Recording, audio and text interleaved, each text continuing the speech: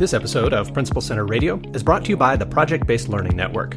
Dr. Amy Bader, the director, is a professional curriculum writer and the leading expert on standards-based PBL. She trains teachers how to write high-quality PBL units in the Project-Based Learning Curriculum Developer Certification Program, and she teaches leaders how to implement successful PBL initiatives in the Project-Based Learning Instructional Leader Program. Learn more at principalcenter.com/PBL. Welcome to Principal Center Radio, helping you build capacity for instructional leadership. Here's your host, Director of the Principal Center, Dr. Justin Bader. Welcome everyone to Principal Center Radio. I'm your host, Justin Bader, and I'm honored to welcome to the program Michelle Singh. Michelle is a national board certified teacher, founder of the Restful Teacher, and CEO of LCT-E Learning Solutions.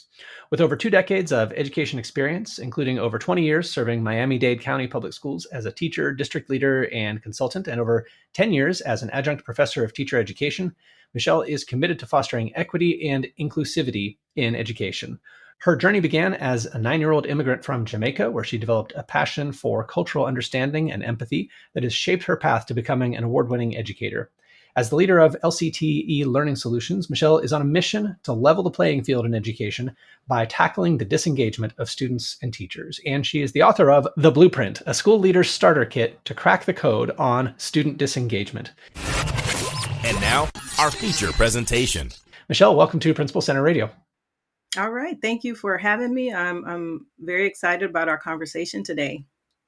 Well, likewise, because I feel like disengagement is a universal problem. It's a problem we're all aware of. There are students in every school who are disengaged, and we don't necessarily have a great solution to that. How do you understand the concept of disengagement? What does that mean to you?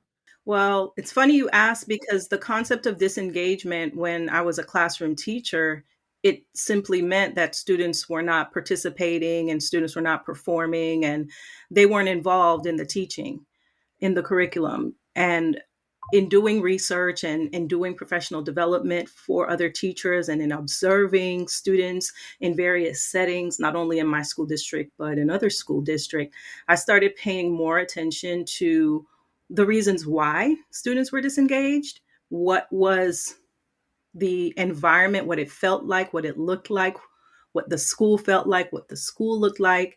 And I'm writing my dissertation right now about student disengagement. I like to say I'm a forever English language arts teacher, right? I taught secondary English language arts. And so I'm doing my dissertation on the disengagement of Black students in secondary English language arts classrooms. And just in the studies I've read and the research I've done, disengagement has so many levels, so many considerations that we cannot see. It's more than just a behavioral problem, which is usually the first thing that we go to. There's emotional disengagement, right? There's, where students are exhibiting certain emotional responses and behaviors that are not even tied to the school environment, but goes back to home and community and even childhood traumas and things like that. There's behavioral disengagement, in which that affects the way students are responding in that environment. There's cognitive disengagement. And so there's all of these different levels and different types of disengagement. And in doing the research, a lot of it focuses on individual characteristics of students in classrooms. Like I said, behavior is a major factor of that, but we really have to pay attention to the whole picture. Everything about the student and the what, the why, and the how about their disengagement to really, really uproot what it is. So a lot of different facets to it. And I'm thinking back to my experience as a science teacher. And, sometimes the first sign that I had a student who was not engaged at the moment would be more obvious. If a student has their head down on the desk, if they have some sort of visible agitation or just visible disengagement, that might be a sign. If I don't get their paper back at all, or I do get a paper and it's full of IDKs and, the student hasn't really engaged with the work, that might be my sign. As educators, how attuned should we be to things like that? Because, there's a huge range of what we see on a day-to-day basis. And as you said, many different types of disengagement. What are some of the starting points for classroom teachers to recognize and maybe start to think about their students' engagement? Honestly, it really boils down to relationships and trust. That's just the answer. Relationships for me are the answer to everything in terms of if you want to get students to respond to you, if you want students to trust you, you have to have a relationship with them. And you have to create a classroom climate that embraces certain characteristics that the students are going to respond to in an engaging way. And so I often think back on there's just this one particular student. This was actually my last year in the classroom before I moved up into leadership. And I had a student who was an average student, right? He definitely tried in class and he did the best that he could. And I noticed that he was starting to fall off. And if I did not have a relationship to pull the kid or talk to the kid or have the kid stay during lunch, I would have never found out that this student, when he started to fall off in his grades and even in his demeanor in class, and he was just always very tired, the student told me one day during lunch, he stayed after class, and he told me that his house burned down and he saved his sister, but unfortunately he could not save his grandmother. I mean, my heart broke. And this is the weight that students are carrying. And if they don't trust you, if you don't have a relationship with them where they feel safe, you will never know. You will never know what's happening. And there was so much under the behavior of that student just putting his head down, not raising his hand when called on. There was so much more to it that I think we just have to focus on relationship building at a classroom level, at an administration level. I mean, it works the same for leader and teacher as well. If the teachers don't trust the leaders, they're not going to share the things that are affecting how they're performing as a teacher as well, and what their needs are and what their strengths are. One of the most important pieces of advice I ever got, and one of the most important practices that I used as a teacher was to greet students as they arrived every period. So secondary school, 6 or 7 periods a day, lots of students coming and going, and honestly, not a lot of time to build relationships and still teach a class. But I found that the beginning and end of the period were a time when I could at least speak individually to each student very briefly. Maybe they could share something. Sometimes I'd ask them a question. They'd have an opportunity to say something. What are some of your ideas on that time challenge, especially for secondary teachers? Because, elementary teachers have the luxury of time with their students. They're with them, the majority of the day and have a little bit more opportunity to build relationships. But so many secondary teachers have 120, 150, 180, 200 students and wonder, I think legitimately, when do I do that? How do I do that? How do I make the time to get to know my students, to connect with them, and build that relationship, because it just feels like the numbers are working against us.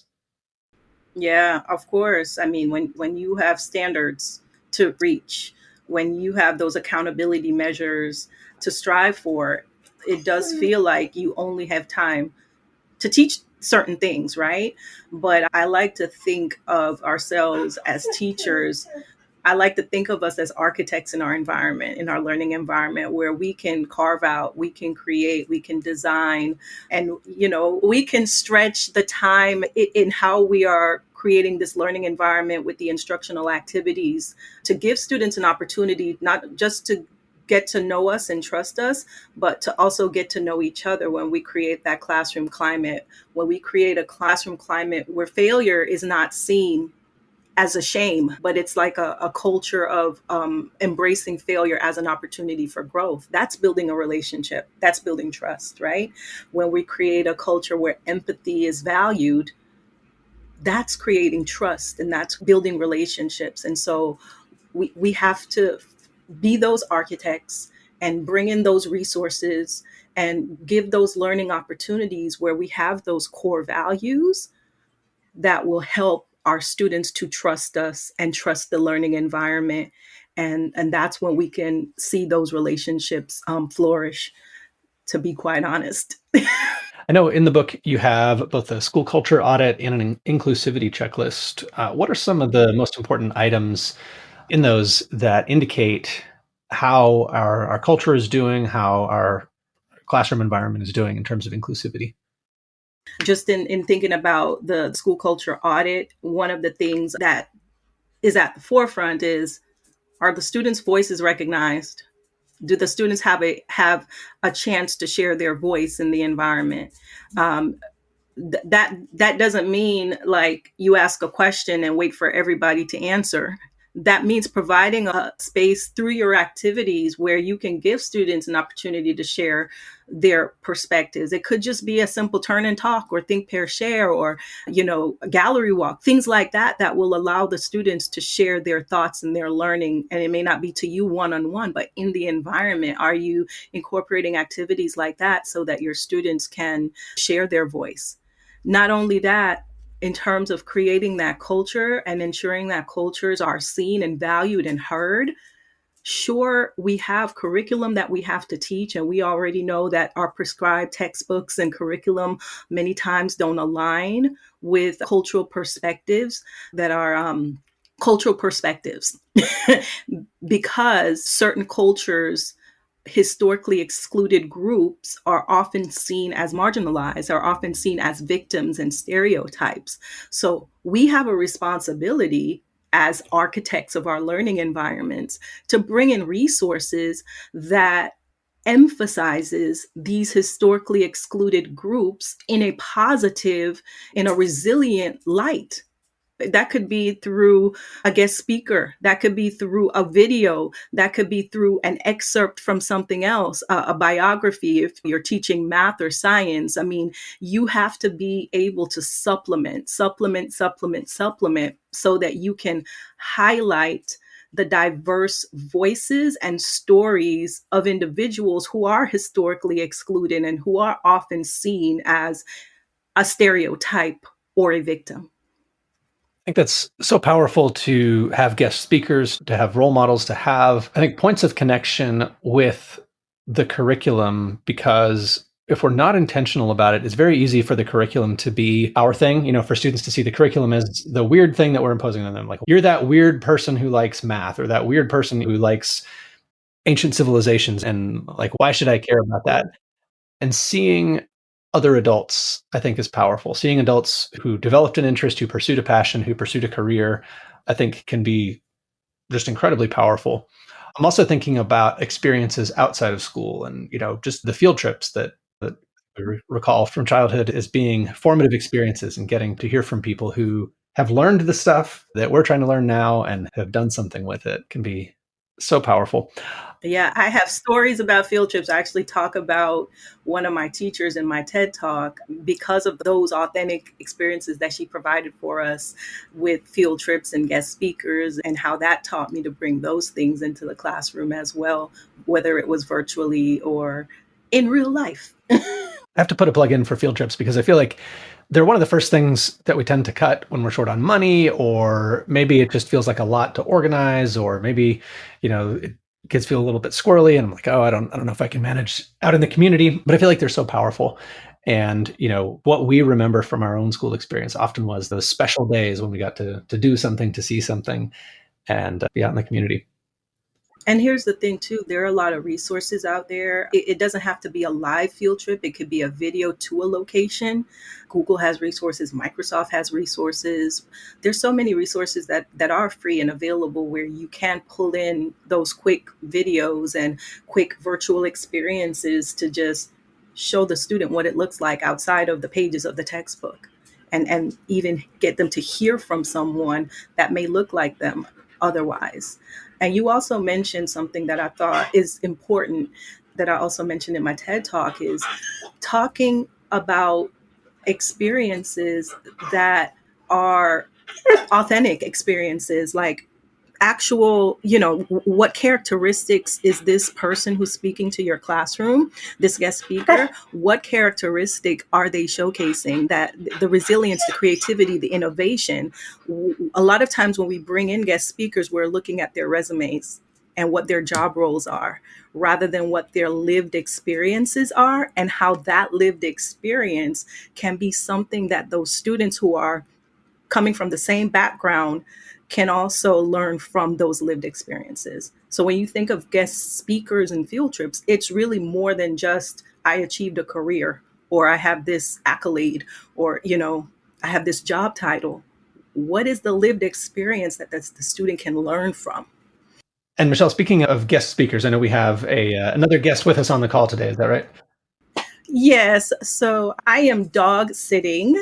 My aunt brought over her doggie to my house. My aunt lives like 90 seconds away from me. That's just how we are. In Jamaica, our families all live in the same neighborhood. And so I am dog sitting my niece doggie, Mika. She's a husky. And so you might hear her trying to get my attention because apparently huskies are very needy, very, very needy doggies. I don't have any specific questions for her, but she's welcome to chime in. Okay. I wanted to ask Michelle about the particular challenge of secondary teachers who see themselves as content people and have trouble thinking about how to connect with students, how to engage students. And I'll put myself in that basket a little bit. I became a teacher not because I was, super passionate about working with kids, but because I was interested in the subject and thought it would be interesting to teach.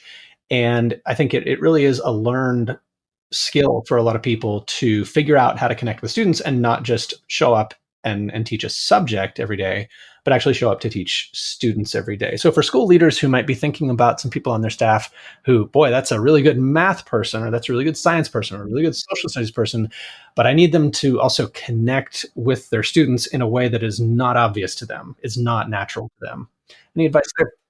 Yes, my biggest advice, and this comes from me being, a classroom teacher, a leader in my district. It comes from me being a college professor for 10 years.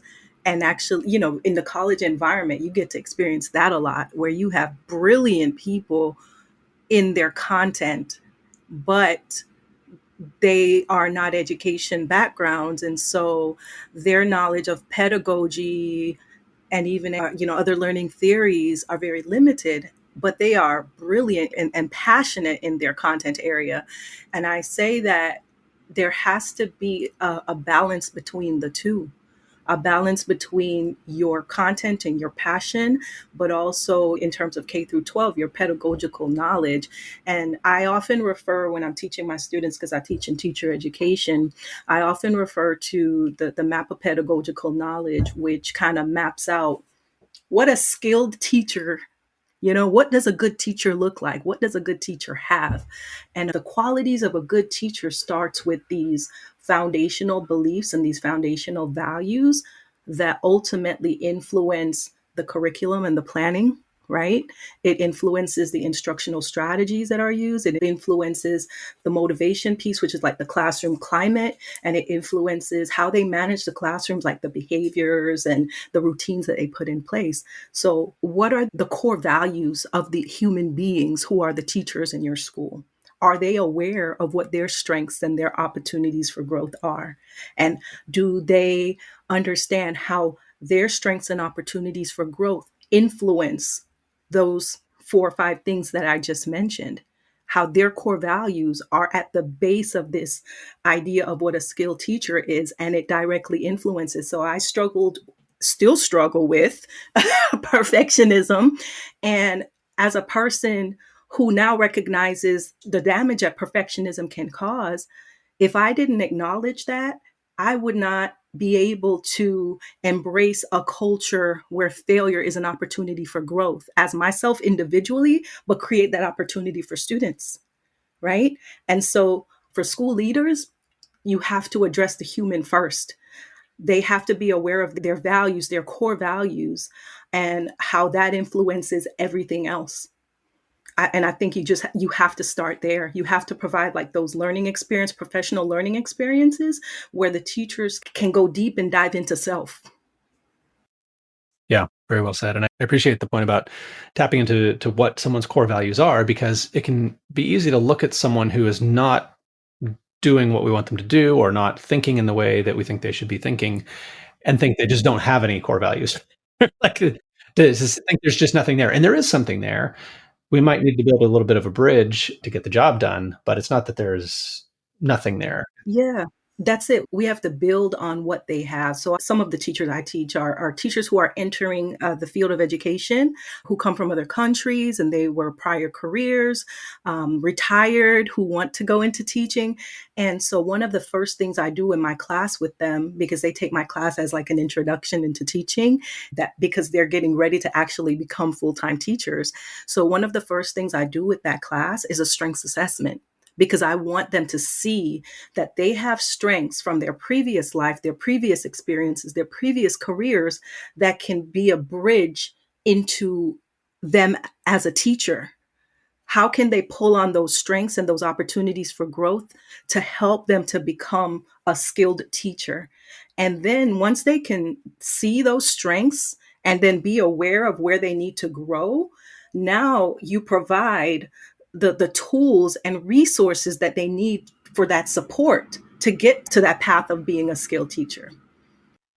And you're modeling there too. You're modeling what you want them to do with their students, not just see their students as, people who do math, to varying extents, but as whole people who bring a lot, who are complex, who can be engaged in a lot of different ways. Yeah, you bring in those instructional strategies that they'll need to model, like you said, how can you now incorporate these strategies that can help you to reach your students now that you understand your strength as a learner and what your core values are. So if you value innovation and you value creativity, here are some strategies that can complement that in your classroom with your subject area. Michelle, do you want to tell us a little bit more about the work that this book came out of? Because you put together quite a toolkit for leaders, and I know this is rooted in work that you've been doing for many years. So the ideas that are in the blueprint stemmed from, I like to call it my life's work. So in my educational career, when I first started teaching, my undergraduate degree was in English education. That's why I call myself a forever ELA teacher, because I absolutely love literacy, teaching English. But I was also challenged in teaching when I was given a gifted class. And that made me pursue a gifted degree. And then my gifted students challenged me with technology, and I pursued a technology degree. And then curriculum and instruction, it really is my heart, and I have a degree in that.